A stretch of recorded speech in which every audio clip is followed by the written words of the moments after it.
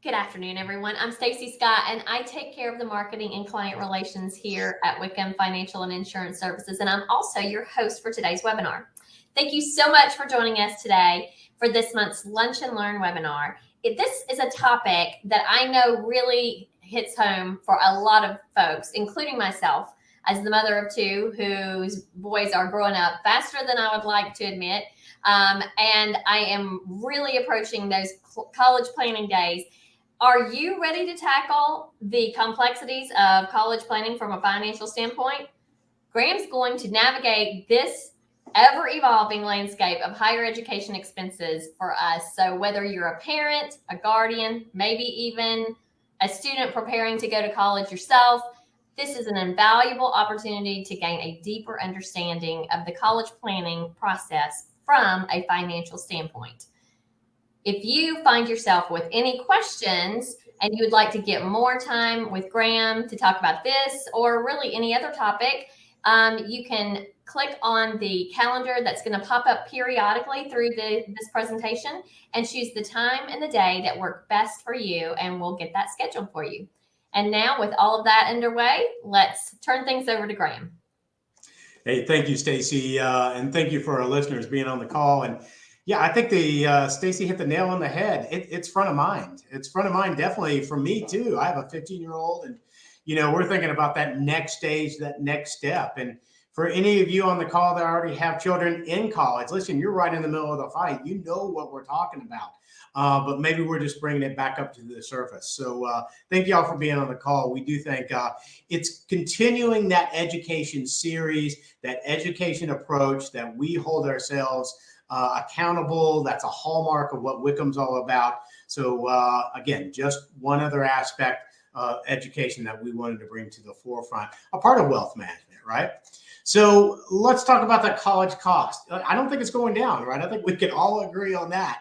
So if we were looking at 2022-23, they're calling somewhere around $27,900 for a 4-year public college in-state cost. That's on a yearly basis. That's not total for 4 years, right? On average. If we're looking at a private college, we're looking at about per year of about $57,570 on average. Now that could include the tuition fees, the room, the board, maybe some books, some transportation and whatnot. It may not cover all of the cost, but that's what they're looking at as the average. Now, as I mentioned before, do we think it's going down in cost? No. I mean, inflation, the increase range is somewhere between 3 to 5%. Probably plan on a 5% plus for college right now. And if you want to think about, kind of what that rule of thumb is, maybe a starting point might be, set aside 50% of the cost, right? Not necessarily do you have to have all the cost for college. So maybe that helps you out, take some burden off your shoulders here when you're starting to think about the cost and how it's going to escalate over time. So let's jump in a little more detail. And also I want to start off and give some credit to Broadridge. That's a software provider for education that we use. So basically we used a lot of their information, broke it down in a more simplistic form for this call today. If you want that more expansive report and much more in a much more expansive way, just ask my team members and we'll be able to forward it out to you. All right. But how will you pay for it? Right. So let's think about current income, right? It could come from that. What are you setting aside above and beyond what you're setting aside for your retirement? And when we think about wealth management, college costs, college planning, all these things is a part of wealth management, right? It's a part about managing your wealth, your expenses through all stages, all aspects of your life. So we don't want you to sacrifice your retirement planning per se for the college planning. Why? Because we might be able to do loans. We might have some grants or scholarships, might have even some work study options to help offset some of the costs. But what are the vehicles? What are the buckets, if you might, that you put this extra savings in? It might be like a 529 plan. It could be some outside investments like mutual funds or stocks or bonds or a combination of. could be Coverdell savings accounts, and we'll get into some other accounts that you can use. We could also maybe think about it this way. Is the child going to be covering that cost? Are they going to have a part-time job in college or before college? Could they set aside some money today to maybe cover some of their incidentals? Maybe their discretionary costs like gasoline or some extra food or their spring breaks and vacations. And maybe the parents or you cover maybe the core college costs, the books, so on and so forth. So long story short, maybe sit down and have that conversation on what burden, not a burden, what cost do you want to pick up compared to the child, if you want the child to have any cost, and do you want them to work during school to help pay for some of that cost? Then we get in the federal Parent Plus program, loan program. You could always pull, do a home equity line or a private loan. Just keep in mind, I know you already know this, I'm probably preaching to the choir, interest rates have risen a lot, right? So yeah, it's going to be a good bit more from an interest standpoint for that college loan than it was. But you might have some tax benefits in terms of writing off that interest. Just talk to your tax preparer and go over with your CPA what tax treatment you have, or can you deduct any of that interest that you pay for those college loans. Then we can think about gifting, right? Grandparents, what a great opportunity for them to have a positive effect while they're able to enjoy that with their grandchildren. Maybe gifting over. You could gift over $17,000 a year. It's a part of the exclusion. In a husband and wife situation, that's ×2. So what, 34,000 you can gift over before you have to file with the IRS. It's part of the exclusion. So just keep that in mind. The more you save, the better off you'll likely be later, right? And I often get the question, and I think Stacy might have brought it up, it's never too late, right? I get this a lot. Well, my children are in high school. Is it too late? It's never too late. Think about this. If they're a sophomore, they got 2 more years potentially before they go. And then they got 4 years while they're in it, right? That's 6 whole years. So you'll be pulling out some funds while other funds are still working, or at least you have some funds set aside today, earmarked, if you might, for that college expense. But we also want to think about just letting time take care of it. Maybe a consistent dollar amount. We'll give you some scenarios here of like, $100, $300, $500 with a 6% return. What would that look like, after 5 years, 10 years, and 15 years? One thing you want to keep in mind, we did not adjust this for taxes and inflation. So you always got to keep that in mind. And the other thing is, I don't want you to reach too much. I don't want you to assume that the rate of return is going to be so high, it's really not really achievable to hit your goals and objectives in a timely fashion. So let's set realistic goals, ones that you can consistently plan on, you consistently put into the account to get closer to the expectation. Right. So on a monthly basis, if we're just doing $100, 6% return over 5 years, that might garner just over $6,900, or 15, that's $29,000. If we jump to $500 a month, at 5 years, that's $34,000. Or over 15 years, that'd be $145,000. So time, the added dollar can really make a huge difference. So now we got to think about it. Okay, we know we need to be thinking about paying for college.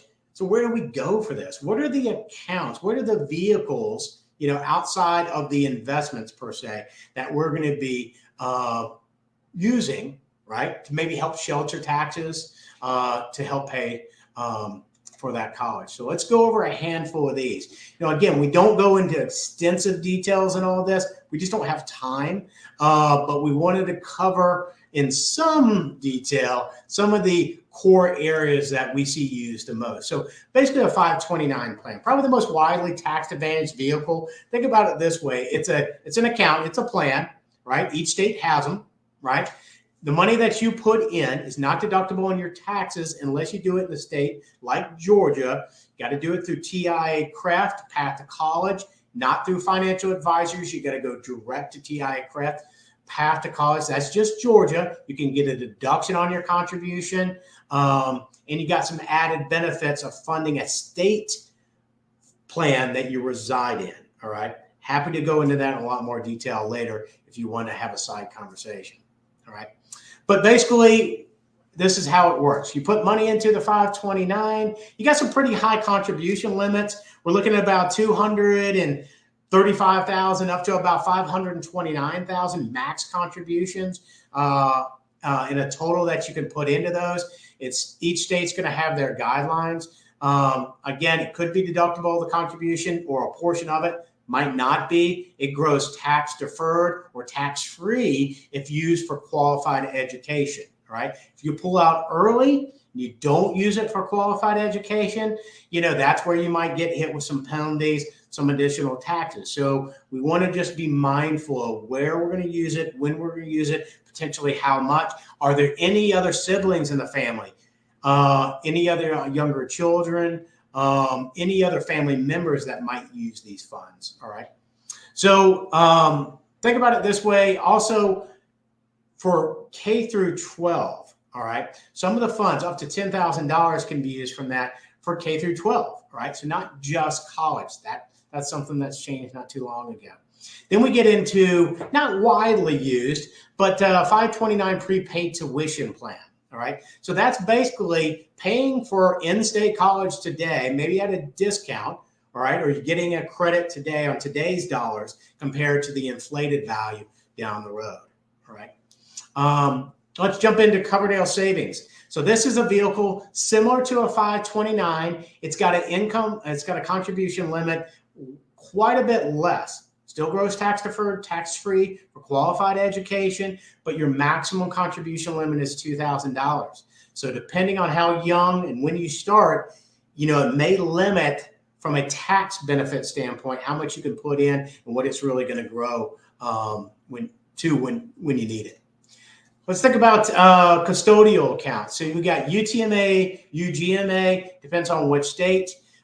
Basically what you're doing, because you're opening up an account for a child.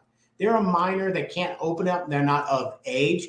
So you have to be the custodian on the account, only one owner, parent usually, one parent, and you set the child as the custodian. Keep in mind, this is their money, but you're being the custodian for them because they're minors. And at age 18 to 21, depending on the state, they have control of the account. They could take that money and do whatever they want, but it is a vehicle. You do have some kiddie tax rules. You do have some tax benefits to doing that, not necessarily from a deduction standpoint, but it could be taxed at least to up to a certain portion at the child's tax rate, not at the parent's tax rate, all right? So again, one vehicle to use. U.S. savings bonds. So think about these. These are the investments, right? You can use EI bonds, right? Bonds are tax exempt if used for qualified education expenses if you meet certain income limits. And these bonds are backed by the federal, full faith and credit of the federal government. Basically some modest yields. Some Series I bonds pay both a fixed interest rate for the life and a variable interest rates that adjust twice a year for inflation, right? We jump into Roth accounts. So not the most typical used plan for college, but again, another tax favorable, potentially plan used for college. So basically, what is a Roth account? You might know a Roth account from you funding it. You could set one up for the child. You could set one up for yourself if your income allows it. So basically what it is, so let's kind of compare an IRA to a Roth. So when you have an IRA, individual retirement account, right? You can contribute, say, up to $7,000 if you're over 50 years old.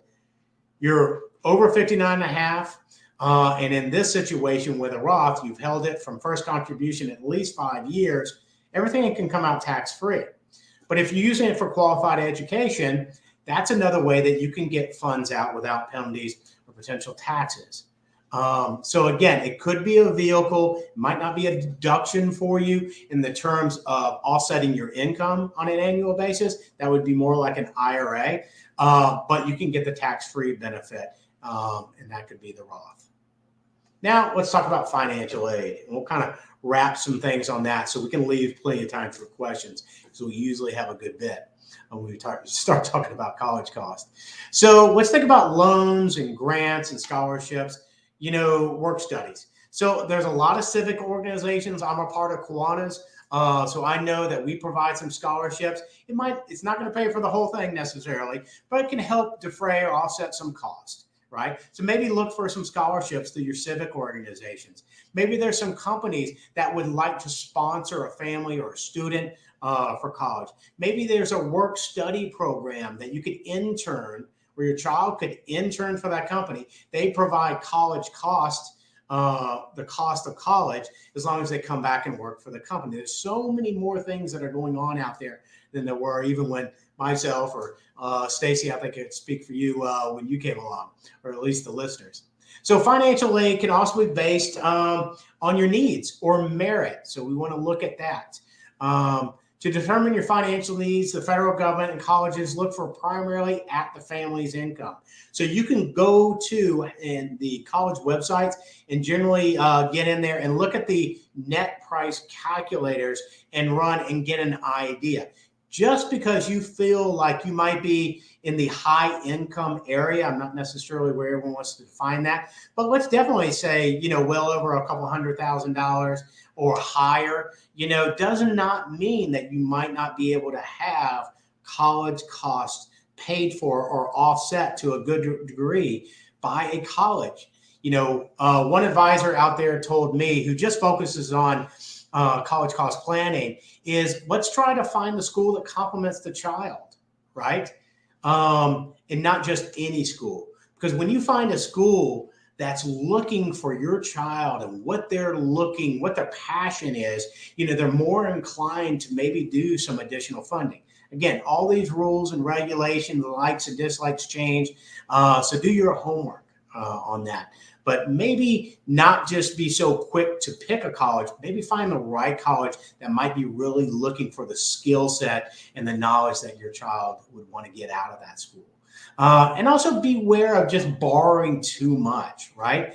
We got to think about cash flow. We don't want to sacrifice everything today. We know we're making sacrifices, right? This is what we do for our children to a degree, right? How much are they going to pick up compared to you picking up? Is any other family members going to absorb some of that cost, right? And if you're going to be absorbing that cost, again, borrowing too much, looking at your cash flow, if you can't service that debt, that could sacrifice your ability to be able to fund your current expenses, maybe your desire to retire. Through proper planning, as we always say, through proper planning, the odds are we can do everything, or potentially, but we need to do the plan. Right? So weigh it out, make sure it's not borrowing too much, make sure it fits into your broader based plan and strategy, and try not to let it affect your retirement planning. There's so many options out there through those loans and grants and scholarships. There's so many vehicles that we don't want it to affect that aspect of it. Stacey, let's go ahead and if you would, let's open this up to some questions. I think we got a couple ahead of time even. Absolutely. We do have some questions. First of all, what steps should I take if I have not started saving for college yet and my child is getting closer and closer to college age?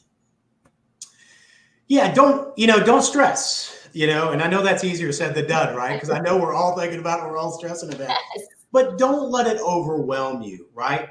Anything that you set aside today is going to help, right? You can only do what you can do.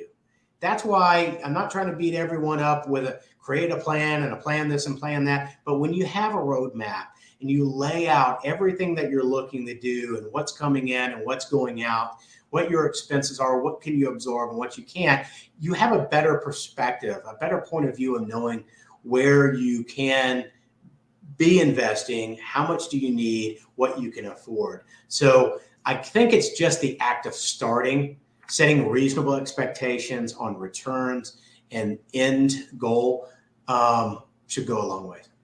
All right.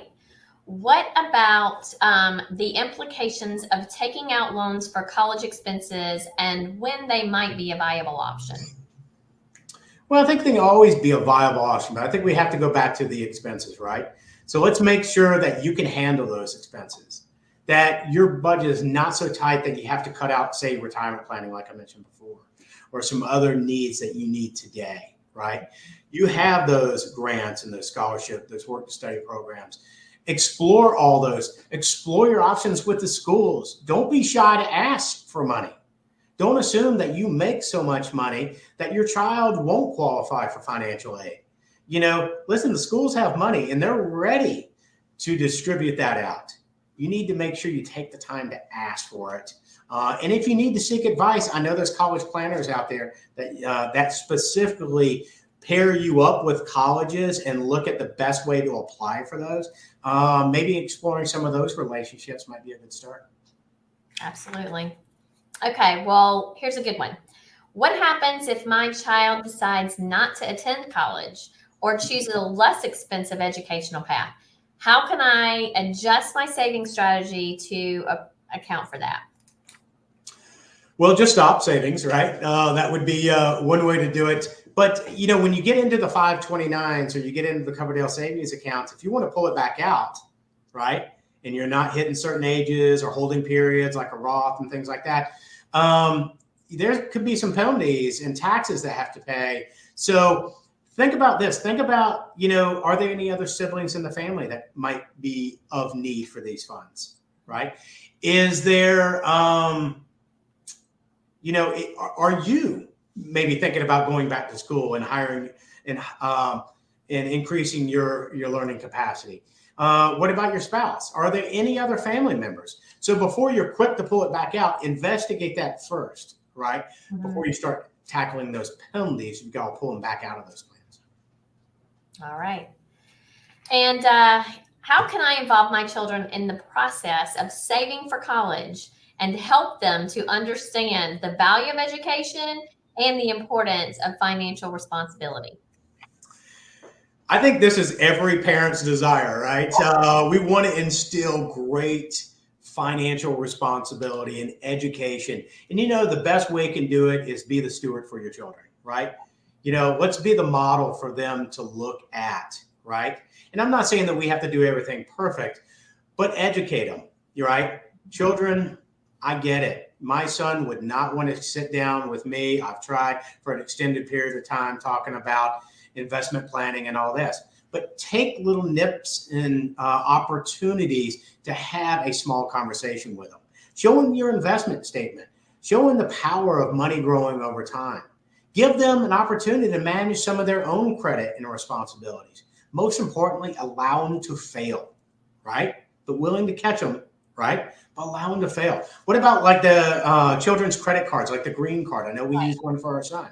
You can set a spending period, spending limit. You can move money into it. You can see where they spend.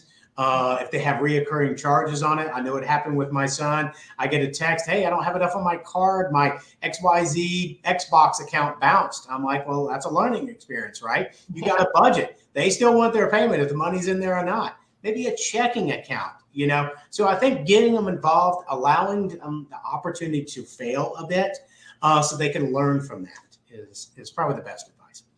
All right. Well, thank you so much, Graham, for this information. And thank you to all of our viewers for joining us again today for our Lunch and Learn session. Your presence here is truly valued, and we are so glad to have you on our ongoing educational program for proper wealth management.